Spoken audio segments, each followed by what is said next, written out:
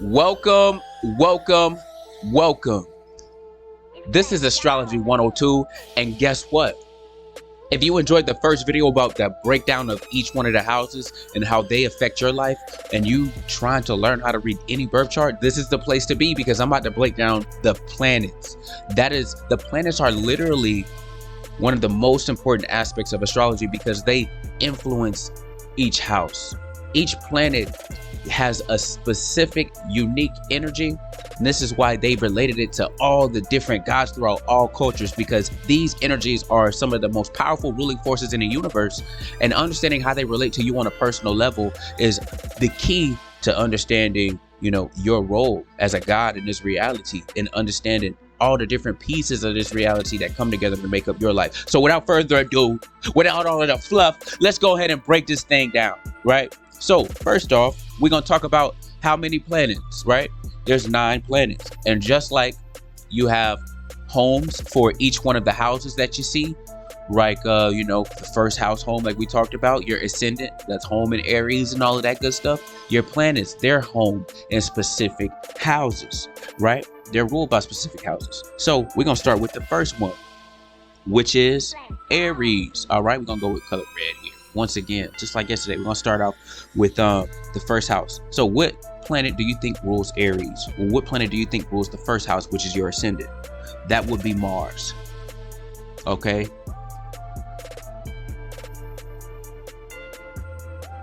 So it makes sense when you think about Mars and the energy of Mars. Mars is the god of war. Mars is Shango energy, okay? Wherever you see Mars energy within your chart, this is where you're going to see conflicts or battles. This could be internal or this could be external, but wherever you see Mars in your chart, if it pops up in the 7th house, then that means that you're going to have conflict in your relationships. If your Mars pops up in your 6th house, that means you're going to have even more trouble dealing with the issues that are already your adversities and obstacles that you have to overcome in life, right? If you have Mars in your 4th house, then that means that there was a lot of war-like energy, a lot of conflict going on in your childhood, because the 4th house is the house of the mother, all right? So that's planet number 1, right? Now think about this. Each planet, right, they made a god, they made a story about it for every culture, right? Because all of these energies are acting out in your life every day, right? Even if you didn't, let's just say that you didn't have a bad childhood and Mars wasn't in the 4th house. Well, your Mars could pop up anywhere else, right? You could always be in conflict with people that aren't your family. So your Mars is in the 11th house, because that's the house of friends, the house of destiny, right? Okay, so let's go ahead and move on to 2, which is we're going to be dealing with Venus here. Everybody loves Venus. What do you think Venus is home at? Well, the answer is obvious, because we're going clockwise.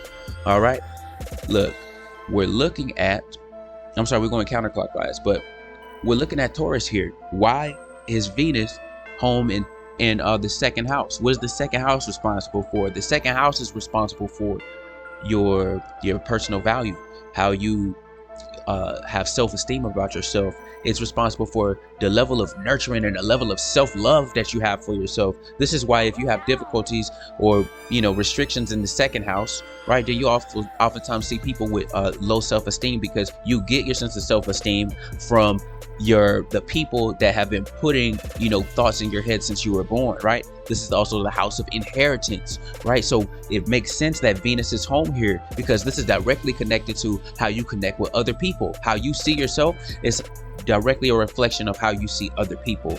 Thus, Venus is going to be here. Thus, that determines how you function within relationships, right? So let's go ahead and move on, right? But also I wanted to talk about the gods that are related to Venus, because Venus is a very powerful planet. So all the goddesses of love, Hermes, right? Aphrodite, right?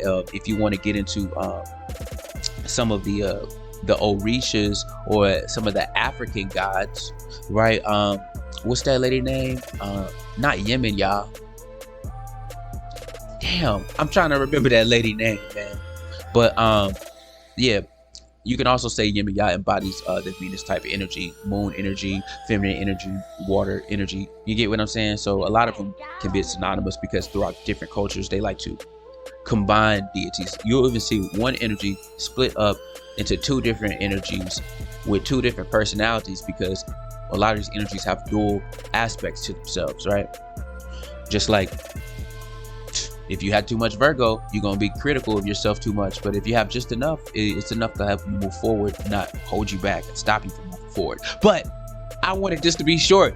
You see how deep this shit get? Make sure y'all go and book y'all reading with me, because we going deep. If I'm just thorough, I'm just breaking down one planet. Imagine how thorough I am for your chart. You know what I'm saying? But let's go ahead and move on to 3, which is the 3rd house, which is communication. What planet do you think rules communication?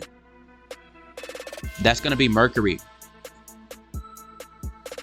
Right? So when we're talking about communication, we're talking about communication with the astral plane. We talk about communication within yourself. We talk about communication with other people, right? All of these things are in consideration. We're also talking about how well you learn, how well you receive information. Communication is about energy being transferred, energy getting from one point to the next, right? So wherever you see your Mercury is where you're going to have good line of communication. That's where you're able to have your breakthroughs, right? So if you got Mercury in the 12th house, you naturally have good communication with the spirit realm. If you got Mercury in your 7th house, then you naturally have good communication within relationships. If you got Mercury in your 5th house, then your gift may actually just be communication.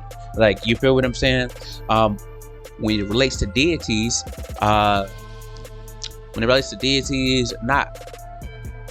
oh shit, it actually is Hermes. Yeah, Hermes is the Greek god of Mercury. I was thinking about Cupid as far as the Greek god of love. Cupid is the Greek god of love, but when it comes to Mercury, that's actually Hermes. And you see that Kundalini symbol, that symbol with the 2 snakes going up the pole, that's what Mercury represents. Mercury is also representative of electrical type energy. You feel what I'm saying? Like, you can't have technology without Mercury. Literally, the god of technology is Mercury. You feel what I'm saying? Like, that's how deep this shit goes, right? The god of information and knowledge, Thoth, is Mercury, right? If you want to even get into hermetics, right?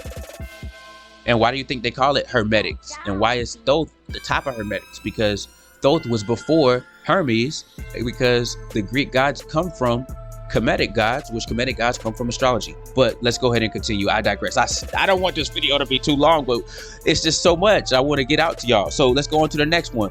We're going to 4. What do you think is the ruling planet for the 4th house? Okay, and I don't want to forget these symbols here. All right, this is what Venus looks like. All right, this is what Mercury looks like. And this is what Gemini, okay, or the 4th house, right? Because Gemini rules the 4th house. I'm sorry, not Gemini. Cancer rules the 4th house. All right. And the planet that rules the 4th house along with Cancer is the moon sign.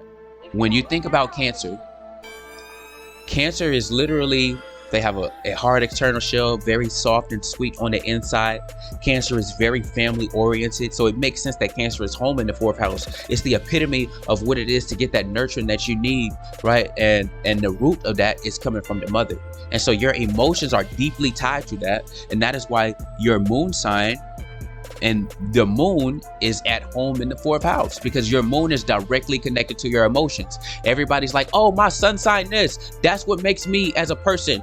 I'm this sign because that's my sun sign. No, your moon sign is what people get after you done with the honeymoon phase, after you don't let your guard down and you don't got comfortable with somebody. Now they get to see your moon sign, right? Before that, they was only dealing with your ascendant when you first met them. That's the honeymoon phase. Then you starting to get a little bit comfortable, so they deal with your sun sign, right?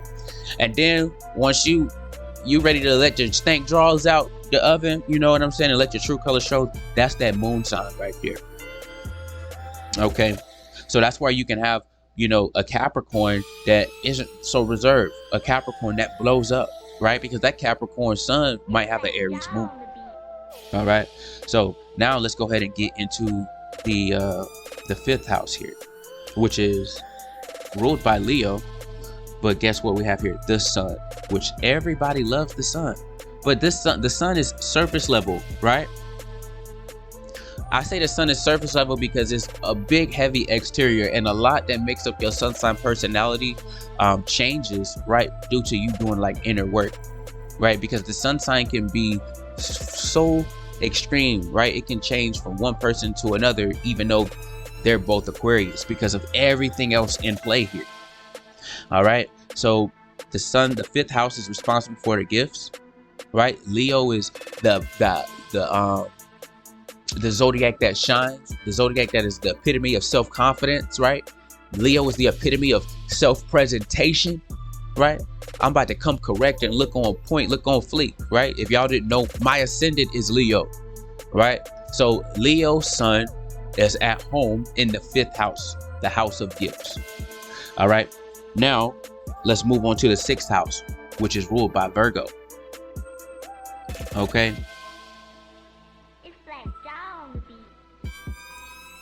And we can't forget to give y'all, this is what the sun sign symbol looks like. And the Virgo symbol actually looks like, oops, I actually made a mistake.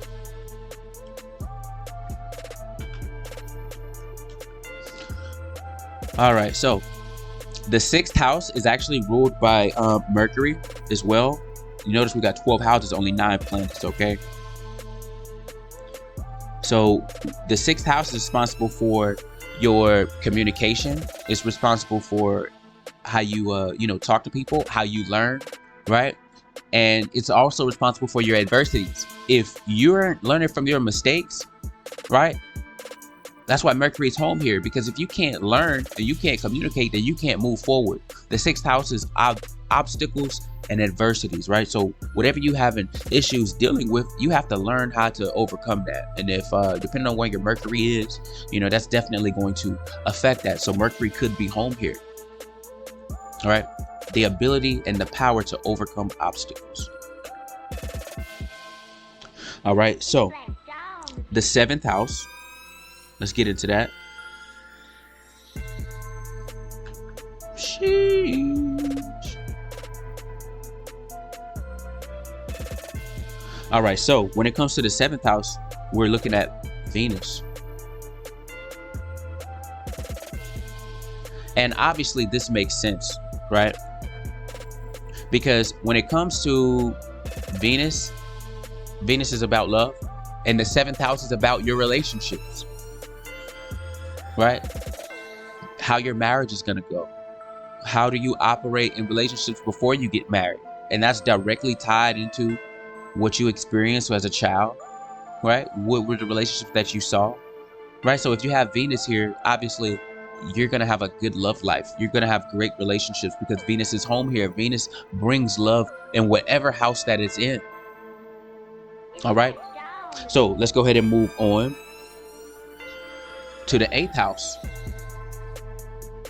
which the eighth house is the house of transitions. And what do we have here? Pluto. Right? The eighth house is also the house of death. It's where when you look at your chart, you like trying to figure out how you're going to die. That's where you want to look. You're going to want to look at that eighth house, that house of transition. It's no wonder why Scorpio rules this house, because Scorpio is, the secrets, what is revealed, right? It's about what's in the darkness. It takes you to go into those things and configure that energy in order to be able to move forward and create change in your life.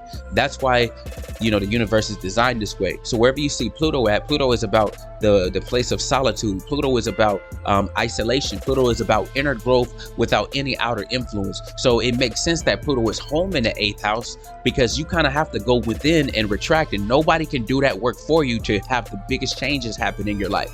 The biggest changes that happen in your life are going to come solely from within, and only other people can lead you to it. And so that's what that Pluto energy kind of represents. Pluto represents sitting back and going into your cocoon. You feel what I'm saying? What is also at home here is Uranus. Okay. And let me see. Uranus is about catastrophic change. So wherever you see Uranus in your chart, you're going to have an aspect of your life that only shifts by some great event that you wouldn't change otherwise. Like Sometimes somebody has to die, or somebody has to get in an accident, or you have to go through some type of tower moment. And those tower moments are shown here through where your Uranus is. It's going to be that aspect of your life that constantly brings these tower moments to make you have to go into this Pluto type of energy, right? So you start to see how it's all connected. All right, now the next house I'm actually going to do here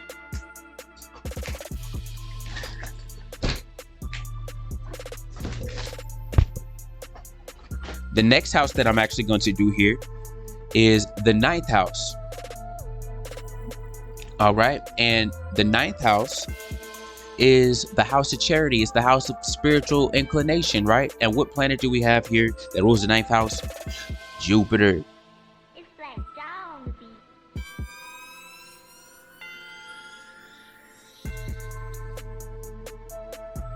All right. Jupiter is about expansion, right? Jupiter is about going on the horizon. Jupiter is about making things bigger, right? When you looking at Sagittarius, Sagittarius is always forward thinking. Sagittarius is the zodiac sign of philosophy, the zodiac sign of learning, right? Extension, mental extension, spiritual extension. So it's no wonder that Jupiter is home here in the 9th house, because the 9th house is about your spiritual extension, or at least the mental capacity to want to achieve enlightenment, right? To dive into occult matters. So wherever you see Jupiter, it's going to make anything, any situation bigger, right? Jupiter itself isn't necessarily tied to enlightenment 100%, because you could have Jupiter in the 6th house, which will make all your problems bigger, right? You could have Jupiter in the 7th house, which makes all your relationships better. You could have Jupiter in the 4th house, which, you get what I'm saying, which heightens your relationship with your mother, right? And so the energy of Jupiter is abundance. It's about being boundless, right? It's the complete polar opposite of Saturn, which we're going to get into that, because the next place that we have here is the 10th house, which is home for Capricorn, which Capricorn is about boundaries and structure, right? So it makes sense that Saturn, which is the planet of time, Chronos, right? The one that eats its child, right? The boundary, what is locking all of us in place in the time continuum, is time itself, right? This is what binds your spirit, right? This is what sets boundaries with anything that you're doing. So wherever you see Saturn, you're going to see restrictions. If you got Saturn in your 5th house, that's the house of gifts, remember? So it's going to be hard for you to tap into that. You might have to go through a Uranus moment and then have an inner awakening to shift something within yourself in order to have access to your gifts, because that Saturn is there. Right? Wherever you see Saturn, it's showing that you got to do some work in order to unlock the positive side of this energy, because every energy that you have in your chart is dualistic. There's a positive side and a negative side, and everybody has their own luck of the draw when it comes to what they're good at and what their weaknesses are. But if you don't know what you're dealing with, it's hard to start anywhere. So the next one I'm going to do for you is the 11th house, which is Uranus. Once again, is home here, which is the house of friends, the house of destiny. Oops.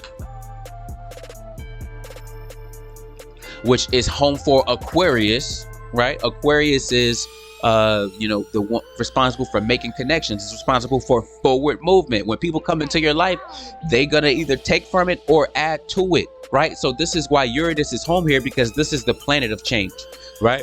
Whenever you see Uranus, it's like it's taking the 8th house and saying, hey, you gonna go through something in your life that causes you to change, and that's why I'm here. I'm here to make that change happen for you so you can grow.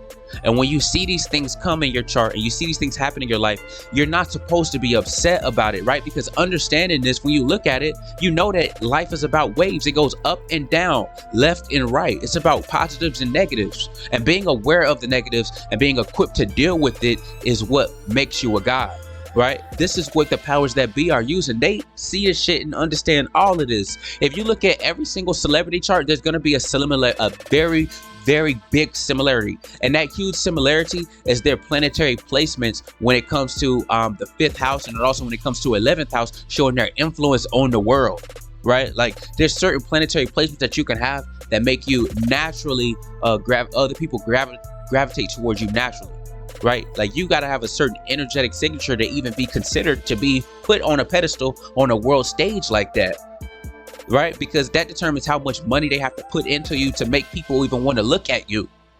It's easier for them to work with something that already has a natural universal pull. And you're able to see this in your chart as well. This is why understanding your chart lets you know your gifts, because you're able to just, boom, get to the point.